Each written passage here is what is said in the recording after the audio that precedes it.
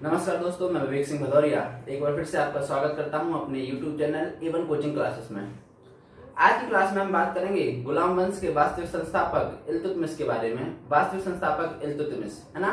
हमने पिछली क्लास में बात की थी कुतुबुद्दीन ऐबक के बारे में। कुतुबुद्दीन ऐबक ने ही गुलाम वंश की स्थापना की थी और उसका बेटा जो आराम शाह गद्दी पर बैठा था उसकी हत्या करके इल्तुतमिश 1211 ईस्वी में दिल्ली की गद्दी पर बैठेगा। 1211 ईस्वी में कुतुबुद्दीन ऐबक के बेटे आराम शाह की हत्या करने के बाद इल्तुतमिश दिल्ली की गद्दी पर बैठेगा। इल्तुतमिश को ही गुलाम वंश का या कहें तो दिल्ली सल्तनत का वास्तविक संस्थापक कहते हैं, क्योंकि इसी ने गुलाम वंश को या दिल्ली सल्तनत को स्टेबिलिटी दी थी, यानी स्थिरता दी थी, इसलिए इसको वास्तविक संस्थापक कहा जाता है। तो पहला पॉइंट इल्तुतमिश से रिलेटेड ये है कि गुलाम वंश का वास्तविक संस्थापक किसे कहा जाता है, तो वो इल्तुतमिश को कहा जाता है। ये दिल्ली सल्तनत का या कहें भारत का प्रथम सुल्तान कौन है? तो भारत का प्रथम सुल्तान कौन है? इल्तुतमिश। क्यों? अभी तक हमने महमूद गजनवी और मोहम्मद गौरी को भी सुल्तान कहा था, लेकिन वो उपाधि उन्होंने स्वयं धारण की थी। लेकिन इसको ये उपाधि, सुल्तान की उपाधि, बगदाद के खलीफाओं ने ऑफिशियली बगदाद के खलीफाओं द्वारा इसको ये उपाधि प्रदान की गई थी। तो ये भारत का प्रथम सुल्तान यही है इल्तुतमिश, और वास्तविक संस्थापक भी है किसका? गुलाम वंश का। और इसने अपने ही सुल्तान बनने के बाद इसने ऐसी घोषणा करवाई या इसने ऐसा बोला कि मेरे बाद जितने भी लोग दिल्ली की गद्दी पर बैठेंगे, जितने भी लोग यहाँ शासन करेंगे दिल्ली सल्तनत में, वो सभी के सभी क्या होंगे? वो सभी के सभी सुल्तान कहलाएंगे। क्या कहलाएंगे? सुल्तान कहलाएंगे। इसलिए अब इल्तुतमिश के बाद किसी भी राजा, कोई भी राजा जो गद्दी पर बैठेगा उसको हम सुल्तान कहेंगे। क्या कहेंगे? सुल्तान कहेंगे। जब ये प्रथम सुल्तान है, इल्तुतमिश अगर प्रथम सुल्तान है, तो क्या आप लोग बताएंगे कि इस दिल्ली सल्तनत का या हमारे भारत का अंतिम सुल्तान कौन होगा? अंतिम सुल्तान कौन होगा? अंतिम सुल्तान कौन होगा? तो याद करो, दिल्ली सल्तनत खत्म कहां पर होगी? 1526 में। और 1526 में कौन खत्म करेगा इसे? 1526 में आएगा जहीरुद्दीन मोहम्मद बाबर, जिसका युद्ध होगा किससे? इब्राहिम लोदी से, और यहीं पर दी एंड होगा दिल्ली सल्तनत का। तो इब्राहिम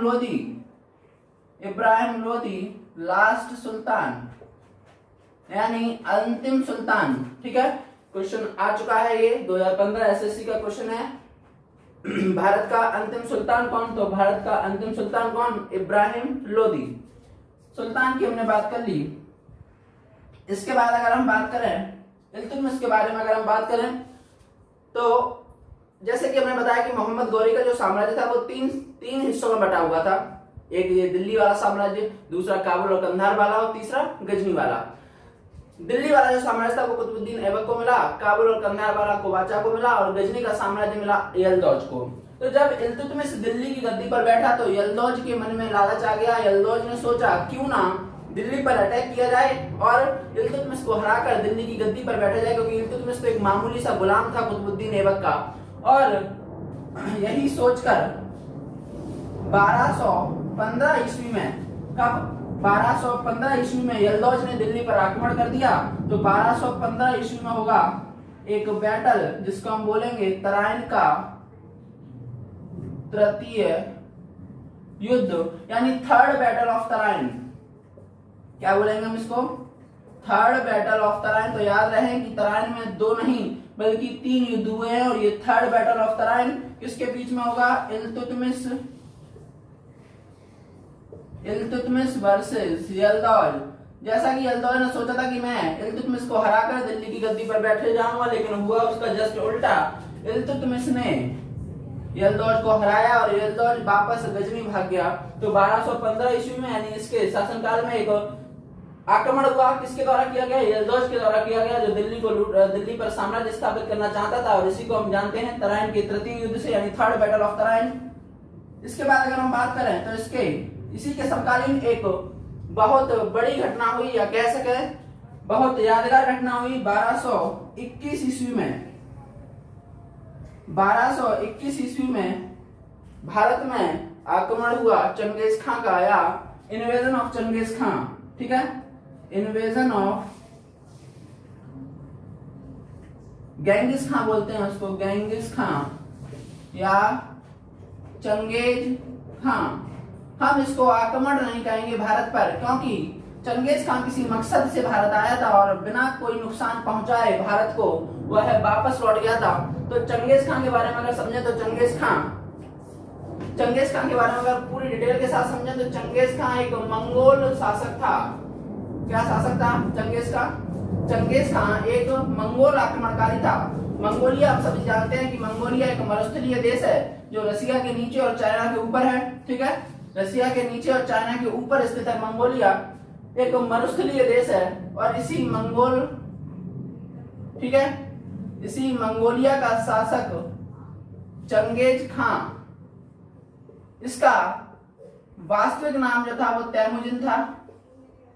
इसका वास्तविक नाम जो था वो चंगेज खान था, तैमुजिन था। और ये बहुत ही क्रूर शासक था। इतिहासकार ऐसा कहते हैं इसके बारे में कि ये इतना क्रूर था कि इसको मालूम था कि मेरे मरने के बाद भी यहाँ की जनता मुझे माफ नहीं करेगी। इसलिए इसने अपने सेनापति को आदेश दिया था कि जितने भी लोग मुझे दफनाने जाएं, जितने भी लोग मेरी कब्र पर जाएं मुझे दफनाने के लिए, जब वो वापस लौट रहे हो तो उन लोगों की हत्या करवा देना, ताकि किसी को पता ना चल सके कि मेरी कब्र कहाँ पर है। क्योंकि ये जानता था कि अगर जनता को इसकी कब्र के बारे में पता चला तो जनता इसे कब्र से निकाल कर भी पनिशमेंट देगी, क्योंकि ये इतना क्रूर शासक था और जनता इससे इतनी नफरत करती थी।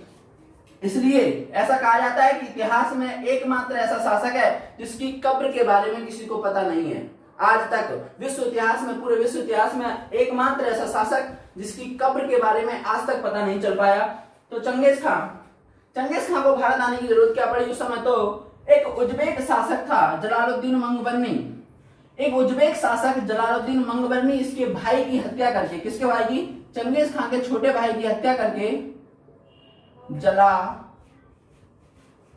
जलालुद्दीन मंगबर्नी,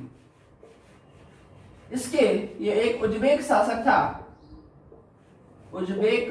था। इसके भाई की हत्या कर जलालुद्दीन मंगबर्नी भारत की अपनी जान बचाने के लिए, चंगेज खान से अपनी जान बचाने के लिए भारत की तरफ भागा। और उस समय भारत पर साम्राज्य किसका था? भारत पर कौन राज कर रहा था? भारत पर यानी दिल्ली पर राज कौन कर रहा था? इल्तुतमिश। और उस समय दिल्ली की राजधानी क्या थी? लाहौर थी। ठीक है, तो हम सभी को पता है कि भारत में आने का एकमात्र ही रास्ता था, वो भी सिंध के रास्ते। तो जलालुद्दीन मंगबर्नी सिंध में आ गया और इसने क्या किया? इल्तुतमिश से मदद मांगी कि मैं आपकी शरण में आया हूं, मुझे चंगेज खान से बचा लीजिए। लेकिन वहीं चंगेज खान ने भी आगाह किया किसको? इल्तुतमिश को कहा कि अगर आपने जलालुद्दीन मंगबर्नी की सहायता की तो ये आपके लिए बहुत घातक साबित होगा। जलालुद्दीन मंगबर्नी तो मरेगा ही, इसको कोई रोक नहीं सकता। साथ ही साथ मैं दिल्ली सल्तनत पर भी अटैक कर दूंगा और दिल्ली सल्तनत को तहस नहस कर दूंगा। इतिहासकार कहते हैं कि इल्तुतमिश ने बड़ी सूझबूझ से काम लिया और जलालुद्दीन मंगबर्नी की सहायता नहीं की और दिल्ली पर एक बड़ा संकट आने से बचा लिया। इतिहासकार कहते हैं कि अगर इल्तुतमिश उस समय ये गलती कर देता, यानी जलालुद्दीन मंगबर्नी की सहायता कर देता, तो आज हम दिल्ली सल्तनत में तुर्कों का आक्रमण नहीं बल्कि मंगोलों के आक्रमण को पढ़ रहे होते। और हम सब ये नॉर्थ इंडिया वाले कैसे दिख रहे होते? एकदम जैसे चाइनीज, जापान यानी मंगोल वाले दिखते हैं, वैसे दिख रहे होते। ठीक है, तो एक बहुत सूझबूझ का काम किया किसने? इल्तुतमिश ने। और चंगेज खान भारत आया तो, लेकिन सिंध में सिर्फ जलालुद्दीन मंगबर्नी की हत्या करके वहां से क्या लौट गया? वापस लौट गया।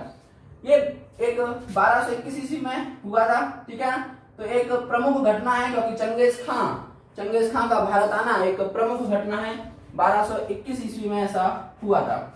इसके बाद अगर हम बात करें तो इल्तुतमिश ने चांदी के सिक्के चलवाए, यानी सिल्वर कॉइन्स चलवाए, जिनको टंका या टका कहा गया। और इसने तांबे यानी कॉपर के भी सिक्के चलवाए, जिनको जीतल कहा गया। क्या कहा गया? जीतल कहा गया। तो पूरे दिल्ली सल्तनत में अगर मुख्य रूप से कोई करेंसी चलेगी तो वही टंका और ये जीतल चलेगी। टका तो हम अभी भी जानते हैं कहां की करेंसी है, बांग्लादेश की करेंसी है टका, है ना। इसके बाद अगर हम बात करें तो इल्तुतमिश के, मैंने बताया था कि उस समय पर एक प्रथा चलती थी जिसके पास जितने ज्यादा गुलाम हैं वो उतना बड़ा अच्छा शासक है। तो इल्तुतमिश के भी बहुत सारे गुलाम थे, तो इल्तुतमिश ने अपने सभी गुलामों में से 40 गुलामों को सिलेक्ट किया, 40 गुलामों को सिलेक्ट किया, 40 प्रमुख अच्छे गुलामों को सिलेक्ट किया और दल चालीसा का निर्माण किया। किसका निर्माण किया? दल चालीसा, या इसी को कहते हैं तुर्कान ए चहलगानी। इसी को कहा गया तुर्कान ए चहलगानी। इसने अपने सभी गुलामों में से 40 प्रमुख होशियार गुलामों को एकत्रित किया, एक समूह बनाया जिसको नाम दिया दल चालीसा या तुर्कान ए चहलगानी। इनका जो पद होता था, जैसे दिल्ली सल्तनत में सबसे बड़ा पद सुल्तान, सुल्तान के बाद जो होता था पीएम यानी वजीर होता था, और उस वजीर के बराबर की पोस्ट पर, वजीर के बराबर का ओहदा रहता था इनका दल चालीसा का या तुर्कान ए चहलगानी का। अब हम बात करते हैं इसके आगे। तो इसने क्या किया? इसने अपने राज्य में सबसे पहले भारत में एकता प्रणाली, कौन सी प्रणाली? एकता प्रणाली। सबसे पहले भारत में एकता प्रणाली लाने वाला कौन था? सबसे पहले भारत में एकता प्रणाली लाने वाला भी कौन था? इल्तुतमिश था। अब ये एकता प्रणाली होती क्या है? तो एकता प्रणाली के बारे में समझे कि जब किसी दूसरे राज्य पर आक्रमण करके उस दूसरे राज्य को जीत लिया जाता था, तो वहां से जो जमीन मिलती थी उस जमीन को सैनिकों को बांट दिया जाता था, ठीक है ना? उस जमीन को सैनिकों में दान किया जाता था या सैनिकों को बांटा जाता था, और इसी प्रणाली को कहते हैं एकता प्रणाली, यानी सैनिकों को दी जाने वाली जमीन, इस प्रणाली को कहते थे एकता प्रणाली। और इस एकता प्रणाली का जो यानी जिस सैनिक को यानी जिसको इसका हेड बनाया जाता था, जिसको उस जमीन का हेड बनाया जाता था, उसको कहते थे इक्तेदार। और ये इक्तेदार वहां पर टैक्स वसूलने का काम करते थे और इस प्रथा को कहते थे इक्तेदारी। तो चाहे एकता पूछे, चाहे इक्तेदार पूछे और चाहे इक्तेदारी पूछे क्वेश्चन में, इन तीनों को ही चलाने वाला कौन था? इन तीनों को ही चलाने वाला था इल्तुतमिश। अब इल्तुतमिश की अगर बात करें तो इल्तुतमिश के 4 बेटे थे और उसकी एक बेटी थी रजिया। इल्तुतमिश के चारों बेटे बड़े ही अयोग्य और नालायक थे। ये उसको पता चल गया था जब वो एक बार कलिंजर अभियान पर आया था, कलिंजर अभियान यानी ग्वालियर अभियान पर आया था, तो इसमें उसके चारों बेटे असफल रहे और उसको सफल कराया किसने? उस अभियान को सफल कराने में अहम योगदान रहा उसकी बेटी रजिया का। किसका अहम योगदान रहा? अहम योगदान रहा उसकी बेटी रजिया का। इसीलिए इल्तुतमिश ने क्या किया? इसलिए इल्तुतमिश ने रजिया के नाम के ही सिक्के चलवाए। इल्तुतमिश ने अपने राज्य में यानी दिल्ली में किसके सिक्के चलवाए? रजिया के सिक्के चलवाए, इसके सिक्के चलवाए और इसी के नाम का प्रचार प्रसार करवाया और इसी को अपना उत्तराधिकारी भी नियुक्त कर दिया। रजिया को ही अपना उत्तराधिकारी भी नियुक्त कर दिया। इसके बाद अगर इल्तुतमिश की बात करें तो मैं पिछली क्लास में बता चुका हूं कुतुब मीनार के बारे में कि 1229 ईस्वी में ही 1229 ईस्वी में ही इल्तुतमिश ने कुतुब मीनार का निर्माण कार्य जो कुतुबुद्दीन ऐबक के समय में अधूरा छूट गया था, कुतुबुद्दीन ऐबक ने सिर्फ 1 मंजिला कुतुब मीनार को बनवा पाया था, वो अधूरी छूट गई थी, उससे पहले ही उसकी मृत्यु हो गई थी। इसको कंप्लीट किसने करवाया? इसको 5 मंजिल तक किसने बनवाया? इसको 1229 ईस्वी में कंप्लीट कराया इल्तुतमिश ने ही। और 1229 में ही इसने अपनी कैपिटल, अपनी राजधानी लाहौर से दिल्ली शिफ्ट की। कैपिटल किसे बनाया? लाहौर से दिल्ली। जैसे कुतुब मीनार का निर्माण करवाया, उसने तुरंत अपनी कैपिटल लाहौर से दिल्ली शिफ्ट की। उसके बाद 1200 इसने अपनी बेटी को उत्तराधिकारी तो नियुक्त कर ही दिया था अपना, और 1236 ईस्वी में 1236 ईस्वी में इसकी मृत्यु हो गई। किसकी? इल्तुतमिश की मृत्यु हो गई। 1236 ईस्वी में इल्तुतमिश की मृत्यु हो गई। अब ये मरा कहां पर है? दिल्ली में मरा है, इसलिए इसका जो टॉम्ब यानी मकबरा है वो भी कहां पर होगा? दिल्ली में ही होगा, ठीक है ना? इसका जो मकबरा है टॉम्ब, इसका जो मकबरा है वो कहां है? दिल्ली के कुतुब मीनार परिसर में है। दिल्ली के कुतुब मीनार परिसर में इसका मकबरा है, ठीक है? 1236 ईस्वी में इल्तुतमिश की मृत्यु हुई और 1236 में ही, ठीक है। इसका मकबरा कहां पर है? दिल्ली के कुतुब मीनार परिसर में इसका मकबरा है।